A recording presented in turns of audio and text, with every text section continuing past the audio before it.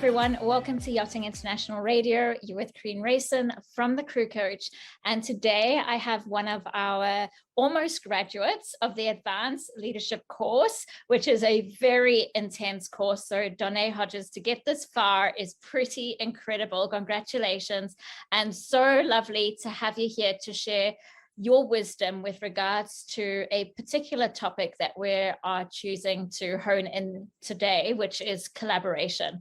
Welcome, Donne. Thank you. So, Donne, before we begin, can you tell us a little bit about you, how long you've been in the industry for, what's your current position? Yeah, sure. So I've been in the industry for about six years, maybe 6.5 years. So I've only ever worked on 2 boats. So I was on my last boat for 5.5 of those years.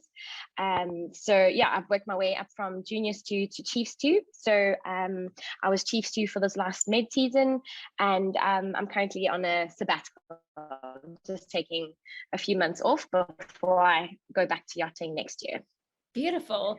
And why did you decide to do a leadership course? The main reason was I've always struggled with confidence issues, and I just wanted to almost nip it in the bud, because it was affecting my life and how I view leadership, and I just wasn't feeling like I was confident enough to step into a leadership role. So when I was offered the promotion of chief stew, I just wanted to make sure that I had the right tools, I'd gained confidence, and I actually had, that I was able to lead confidently and in the right way. I wanted to do my team justice, and I wanted to make sure that I was doing the right thing. So it was all about confidence for me, but also having the tools and the knowledge to actually lead a team. Yeah. Okay, brilliant. So I know at the beginning of the course, we set some goals with regards to where you are now and where you want to be. And you made it very clear that you wanted to work on your confidence, but also impart your knowledge and resources as a result of learning in the course to others, so that they can feel that they're equipped to be part of a team and to be a productive member of that team. So how would you describe your growth and transformation? Where were you before you started the course, and where are you now? Yeah, I think when I first started, I was feeling very nervous but excited. Like I said, it was the confidence thing for me. So it was, I think, stepping up into a leadership role. I was feeling a bit micromanaged, or I think that was a limiting belief maybe, but I just feel like I wasn't trusted yet as a leader. So I was feeling very motivated to prove myself, but I was also quite nervous taking on that role. It was basically, and just learning, how to support my team. I think that was another thing. So I just wanted to make sure that they felt supported and that I was doing them justice. So but I was very nervous. I was excited. I knew there was a lot for me to learn. So basically getting to those steps, this course helped a lot. So basically with my success path, I definitely feel like I was very nervous in the beginning. I was feeling a bit micromanaged because I don't feel like people trusted me in that leadership role yet.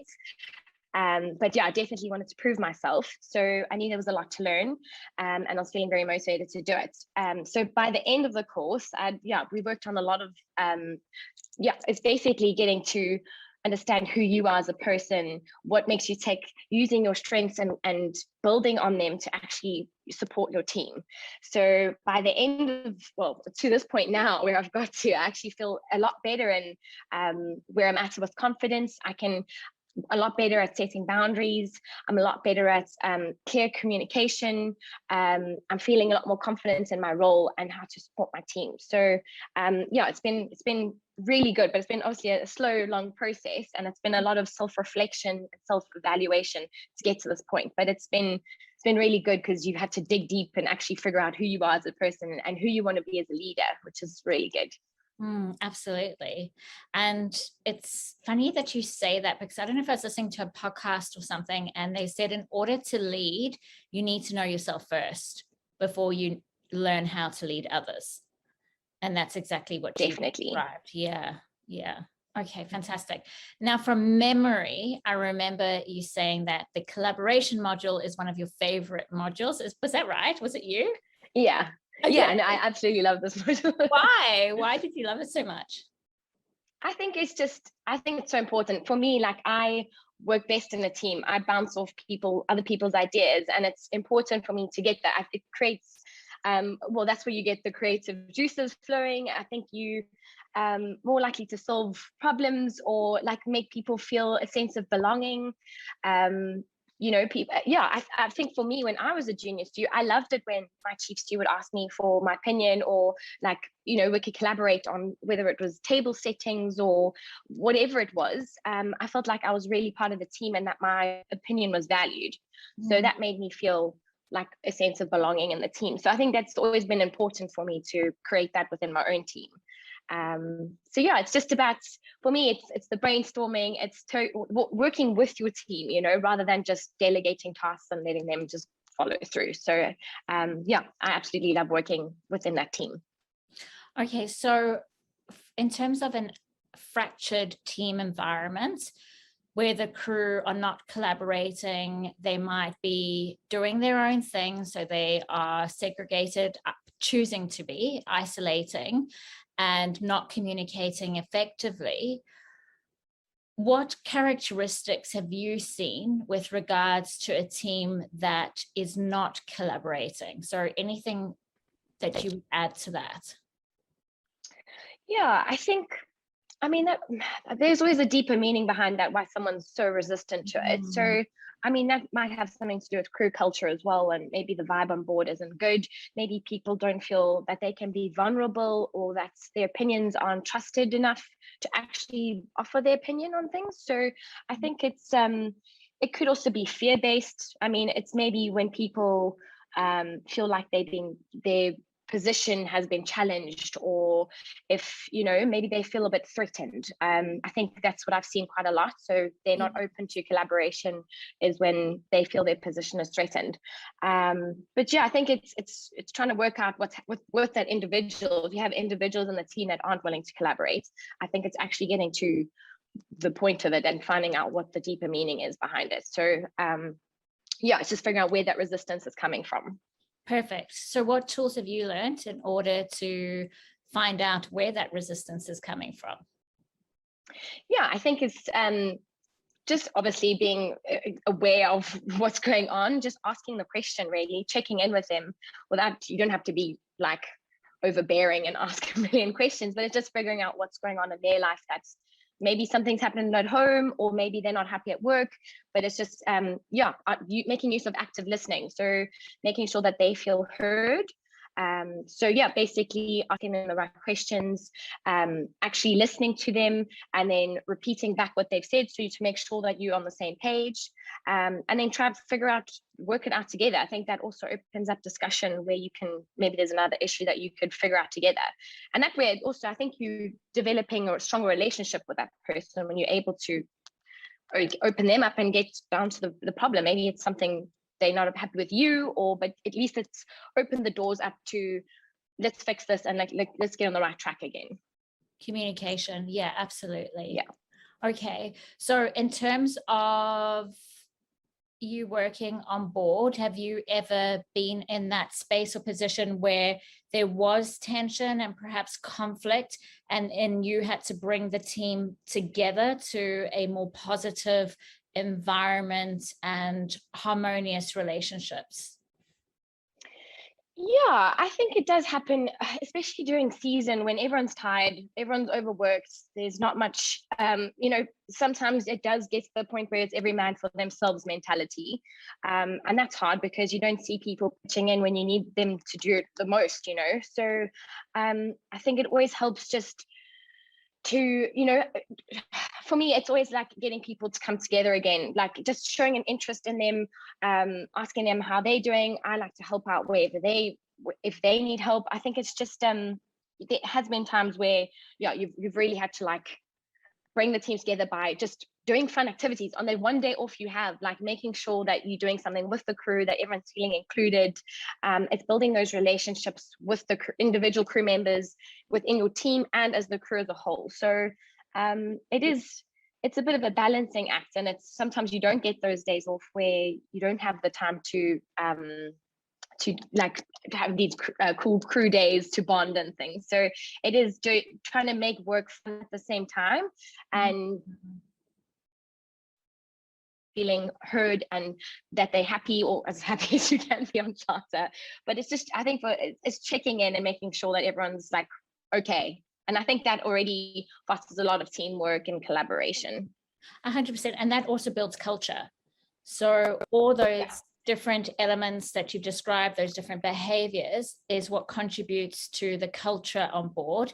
I know that values and culture it's very, very big, diverse topics. And to even wrap your head around that is very challenging. And that's why these particular modules at the end of the course, and we had a build up until we've reached this point, because you've learned skills along the way in terms of those questions that you mentioned, asking open questions. There's a particular style of questioning you need to use.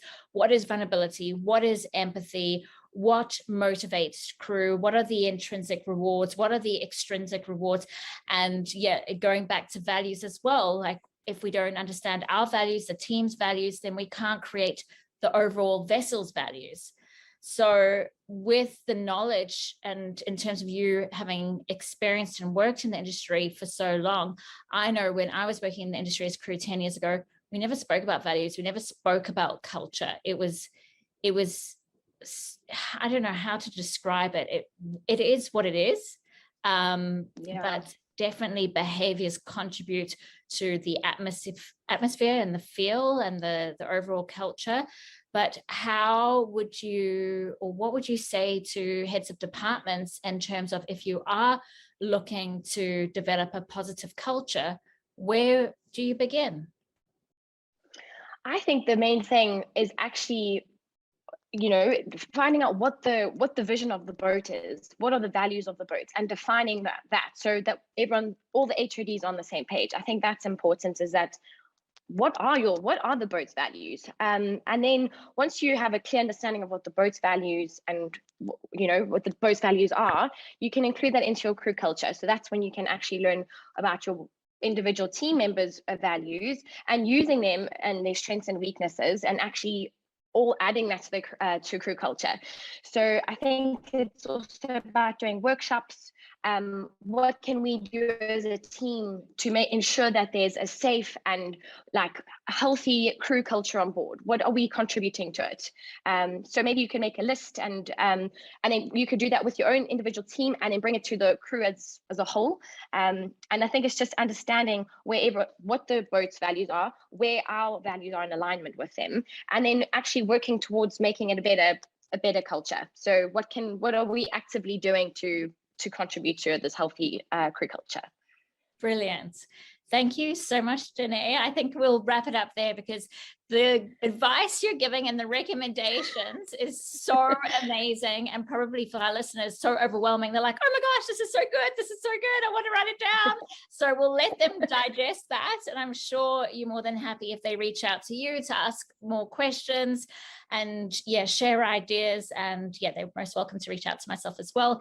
Thank you, Donne, for your time, and wishing you all the very best in your leadership endeavors. I have no doubt you're going to be a complete success. Thanks, Karine. It was fun.